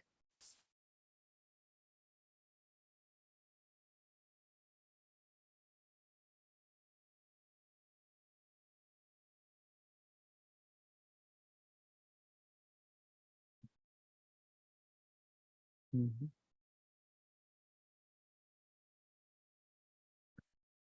That's good. See, often people think meditation is thinking something and focusing. Meditation is not that. Meditation is relaxing. It's a guided relaxation. We must understand there is something in us that expands when we are happy, and something in us that shrinks when we are unhappy. What is this something in you that makes you expand, that expands when you're happy? This we never pay attention, because our mind works in 4 ways. One is its perception, it perceives through the 5 senses. And then the intellect, where you judge, you accept, don't accept, all that. Then memory, it stores in what it has experienced through the senses. And then that's something that gets imprinted in the consciousness. So our consciousness functions in many different ways. In meditation, what we do, we retrieve the consciousness from activity to deep rest. And breathing is a big help here. Many times people used to say, we have been teaching this for 42 years. People say, I don't have time to meditate. But then I said, I had to find some way to get to breathe. Then I took the breath. No one can say, I don't have time to breathe. So with the help of breath, you can calm your mind. When your mind is calm, your entropy is down, and then you are able to function better. So this is basically needed for a healthy lifestyle. Mental health and physical health, spiritual health, emotional health, all this comes as one package. And for all this, we need to attend to our body, as been said by Dr. Petra and Roland. Body, then breath, and mind, intellect, memory, ego, as a preventative step, as our other esteemed speakers here have already mentioned, our professor has mentioned, and and the social well-being, social health, which Mr. Pablo has said, how in a company atmosphere also you can create that sort of atmosphere, right? So let's all take this as our commitment to go ahead to see we spread the message of mental health and well-being to people around us. I often say in colleges and school campus, don't pass by a student who doesn't look happy. You just stay with him for even 1 minute and ask them, hey, what can I do? You don't look very happy. A sad face should not be allowed to exist because we are responsible. Each one of us should take responsibility to bring the factor of happiness. What do you say? Don't you think so? So then we can make the society, the world a better place. That's good. So our Sudarshan Kriya, breathing techniques, these are available for people, and there are hundreds and thousands of teachers are available around the world, instructors who would teach, and Christoph Glaser has been teaching in the corporate sector, TILEX programs, and people's life have transformed so much by that. And prevention is always better than cure. So we need to work on prevention. And His Excellency, Mr. Peterlet, is very high on healthy food. He has not spoken about it. He's his passion is Ayurveda. Yoga and Ayurveda, they go together. The ancient science of herbology, which can take care of our both physical and mental health. Wonderful. Back to you, Plaza.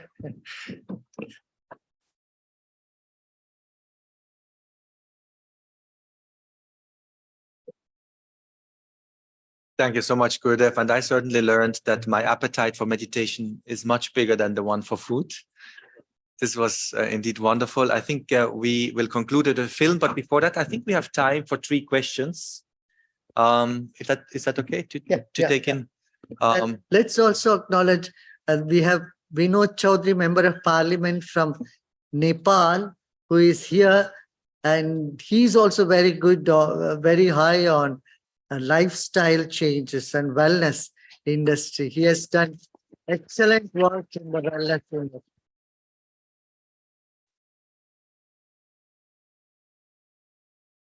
So who'd like to ask a question? Please, Francois. Hello, sir. My name is François Gauthier. I'm a journalist for the French magazine Valeurs Actuelles, which is the main opposition magazine in France to the present government. Now, in my country, France, speaking of stress, there's a lot of stress because of the war in Ukraine. Prices have gone up, prices of essential goods like milk and rice and sugar have gone up by 20, 30, 40%.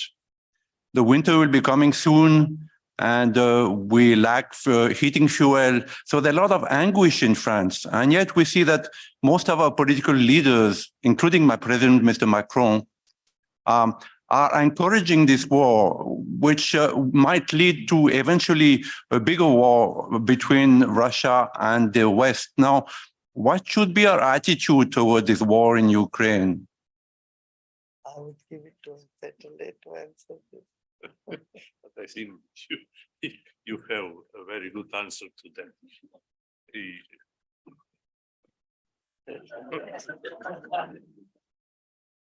Yeah, we would need 2 more conferences to answer this question. I will use Slovenian case. In 91, when we proclaimed independence, we were attacked by Yugoslav army, which attacked us on wrong prerequisites. And we won that war, fortunately. And I would say one cannot make friends and partners with violence. And the same is happening in Ukraine today, also on wrong prerequisites. And this is so far from the idea I spoke about before, about the idea of community. Now, for the first time in the history, all entire European Union or Europe is considered as the enemy. We have a neighbor there, Russia is a neighbor, but we are considered as an enemy. And Russia is turning face from Europe, I would say.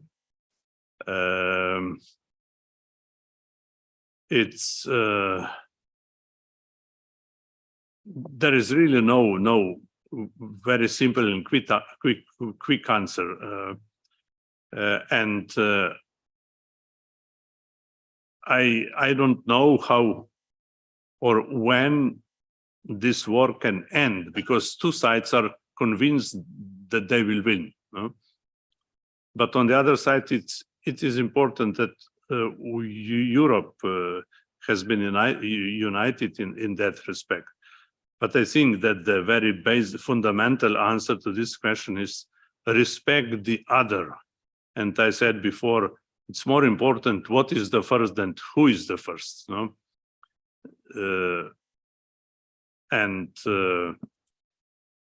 There is absence of the idea of the community. This is war. This is competition. This is violence. And Europe was known or has been known as the so-called soft power. And the best for Russia would be to be surrounded by the countries sharing soft power. Soft power means stick to the values and principles. 10 years ago, we were discussing here the so-called partnership for modernization with Russia, but then Crimea came, then Donetsk, and so on. You see that I try to tell you many things, but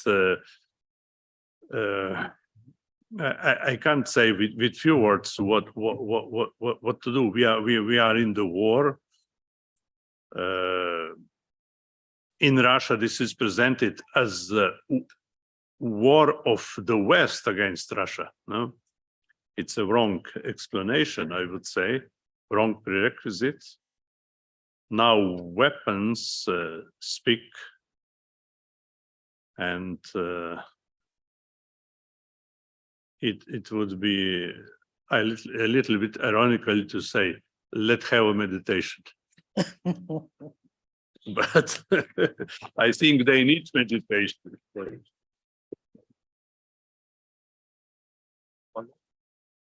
We'll take one more question, please. And I see in the back, sir. Hello, my name is Jorn Liebert.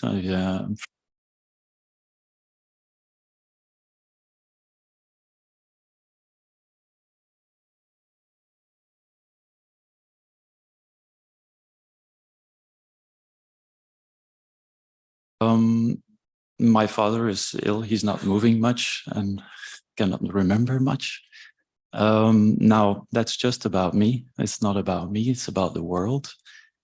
So to perhaps answer the previous question humbly, I'd like to share something about Lao Tzu. When a master governs, the people are hardly aware that he exists. Next best is a leader who is loved. Next, one who is feared.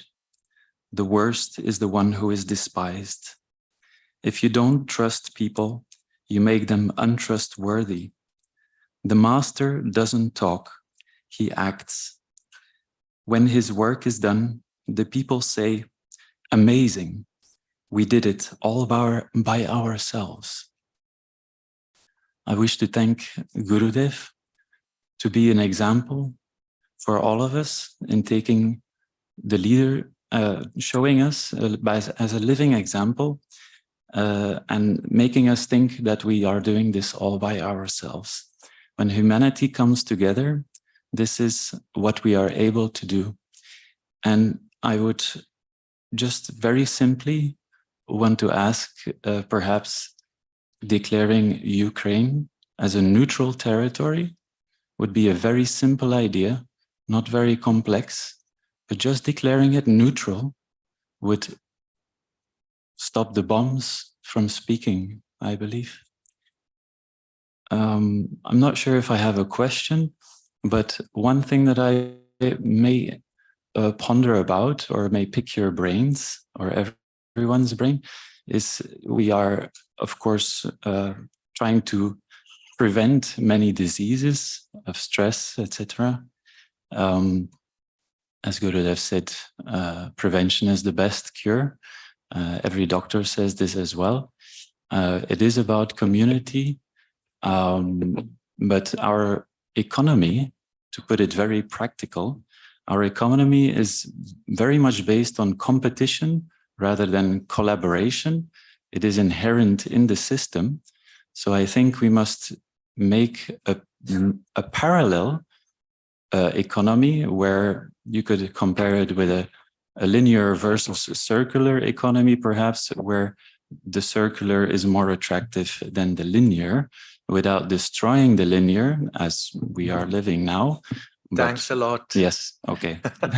It's just food for, it's a lot of food for thought. Yes. But I think you know what I'm getting at. So yeah. Please, thank you for your time. Truly appreciate. I think it was more a statement than a question, but I think a very beautiful one. Thanks a lot for that. And to complete, is it, yes, we would like to, and actually the topic naturally has come to the war. I think it's very difficult to sit together at the moment in Europe and in the world without talking about it, especially, of course, in this house. And we would like to share with you work done by the International Association for Human Values and the Art of Living Foundation under the leadership of Dr. Katrin Hertog. And that's a project which supports Ukrainians and other refugees in Europe to strengthen their own mental health. It's important to say that this project is funded by the European Union, by the Health Directorate of the European Union, executed by Art of Living and IHV by the vision of Gurudev Sri Sri Ravi Shankar. And the representatives are with us today, who are from the directorate, And this is a first. This is a premiere of this video as this project is going on. I think that's exciting. Let's see it.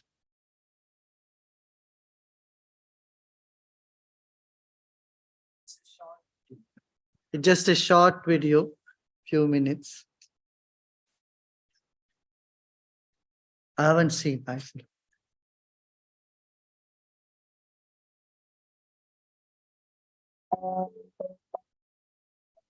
In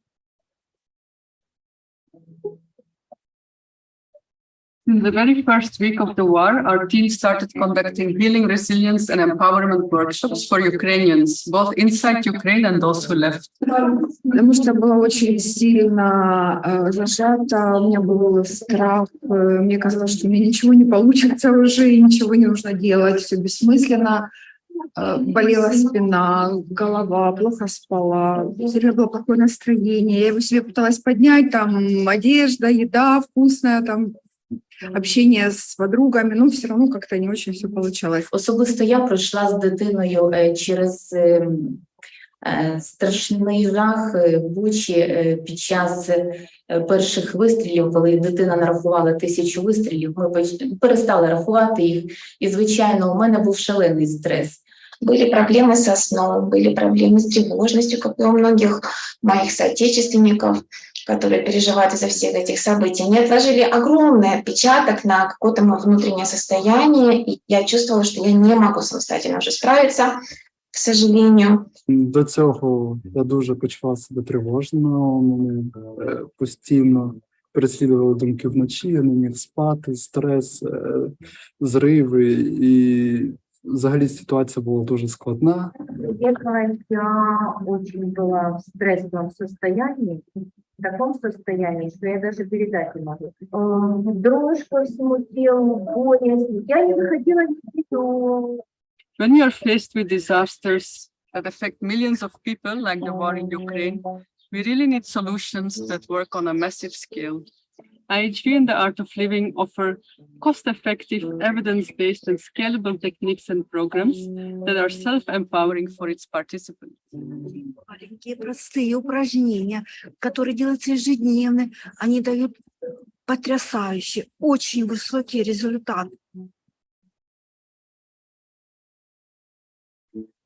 The workshops help in a very short time to reduce stress, to calm down the mind, to improve sleep and to raise energy levels. Вот после таких упражнений, которые я себя сама, но никогда в жизни не смогу заставить делать, это я уже пробовала, мне неинтересно, появилась какая-то надежда на то, что можно изменить свое состояние, ну и жизнь, соответственно. Вчера после первого задания я впервые заснула спокойно, без просмотра. То есть я просто легла на подушку и на душе очень хорошо, как-то так ярче все, на все смотрю с удовольствием, можно сказать. Мы более спокойные, более ответственные, осознаем, кто мы и для чего мы здесь, в этом мире. Спасибо.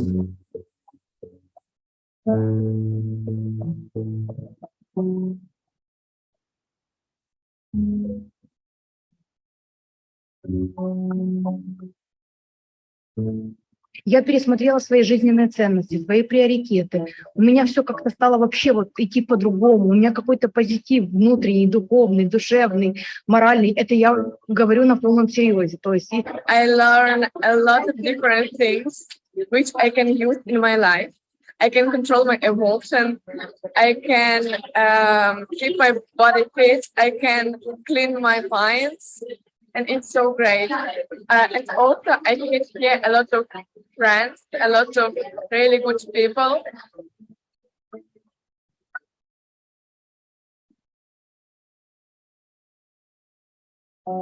И меня поразило, насколько это эффективно работает, правда. Во-первых, В том, что после этого курса приходят новые важные мысли, с помощью которых можно дальше продолжать жить, у кого были какие-то другие мысли. разблокировал весь стресс, который был у нас.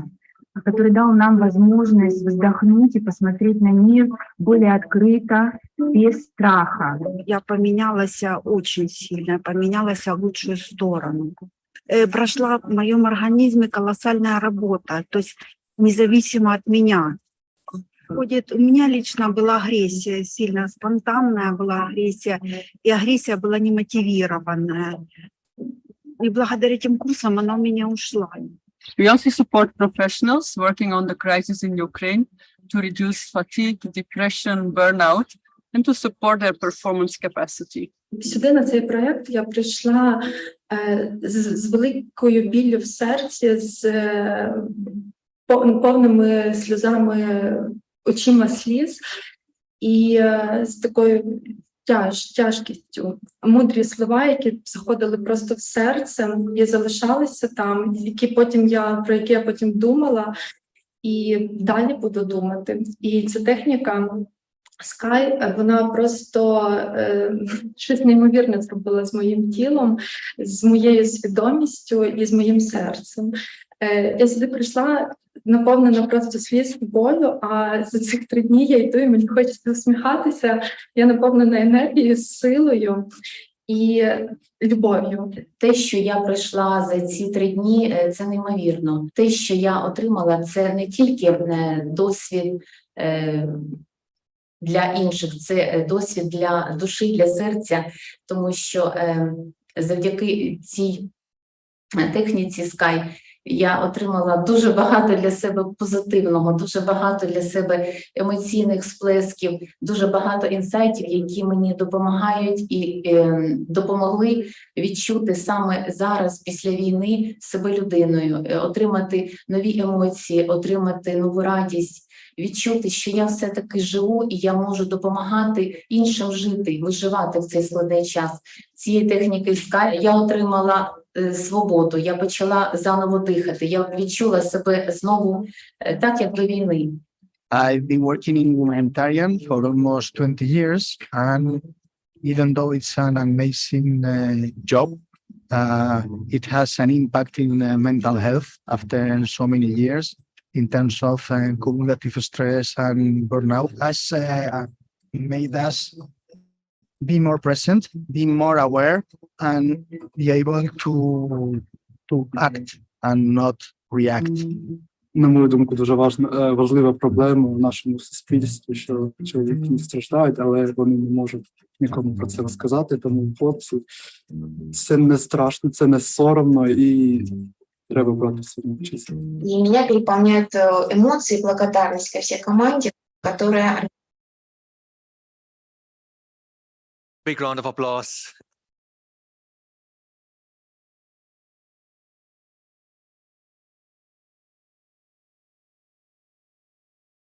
Wonderful work. And well, it was great to talk about mental health in a fragmented world. Thanks to all of you here attending the program. Thanks to the thousands viewing it online. And I think it's a moment for us to thank the great speakers which made it here. And we will do that. I would like to ask Mr. Ewald Poiran to honor Mr. Janetsky. And let's give Mr. Janetsky a big round of applause. Let's thank him for having us here.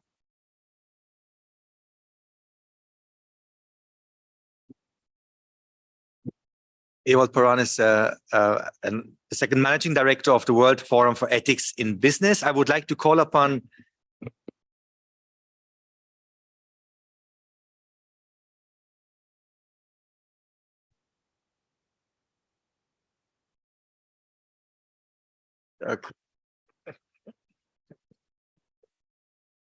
I would like to call for Ms. Kirstin Ehlers from the World Forum for Ethics in Business to honor Prime Minister Peterle.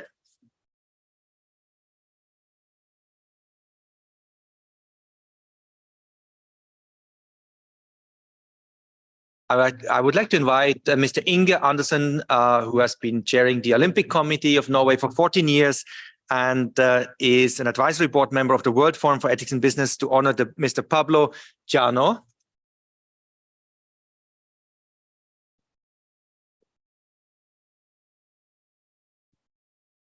I would like to invite Ms. Sveta Chavri, who is heading the Art of Living here in Brussels, to to honor Professor Hegel.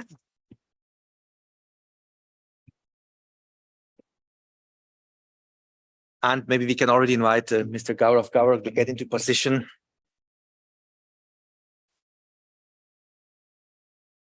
Let's put our hands together for Professor.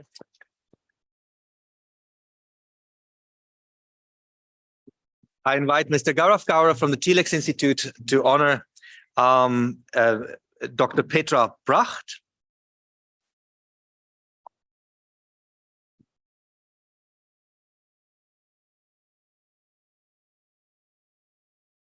And from the World Forum for Ethics in Business, Ms. Tina Motaya to honor Roland Liebscher-Bracht.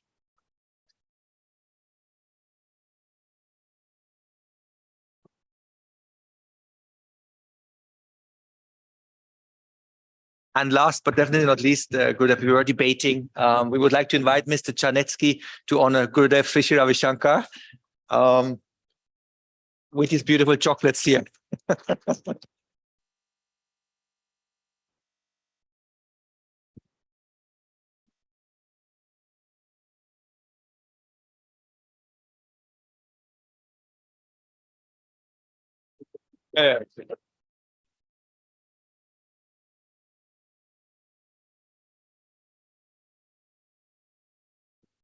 And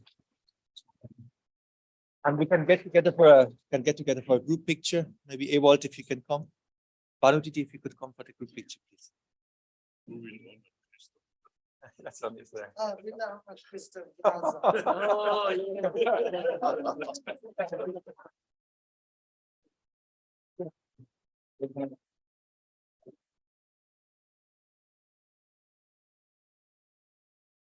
I would like to let you know that Ms. Bhanumati is here. She's the sister of Gurudev Sri Sri Ravi Shankar and a renowned teacher of meditation.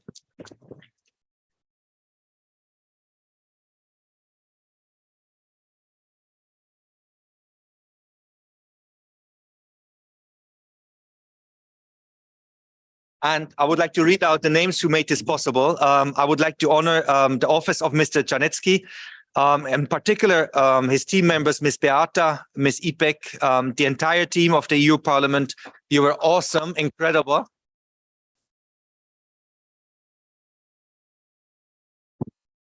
From the team of the World Forum for Ethics in Business, Mr. Ewald Poran, Ms. Lilian Nowen, Kirstin Ehlers, Tina Gorav, Druti, Anya, Agni, Manisha, Arjun, Lars, Inge, Joe Leinen, our board member, and Rajita, our president, who is back in India. Let's give them a big round of applause.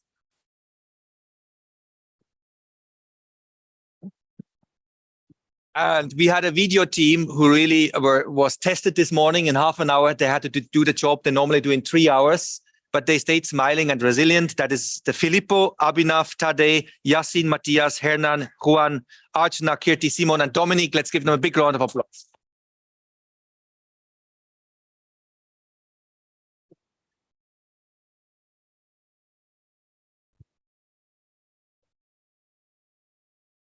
The speakers are invited for the speakers' lunch. Gaurav, he is here. He will escort you to the speakers' lunch. And for all others, there is some tea and coffee outside. Thank you.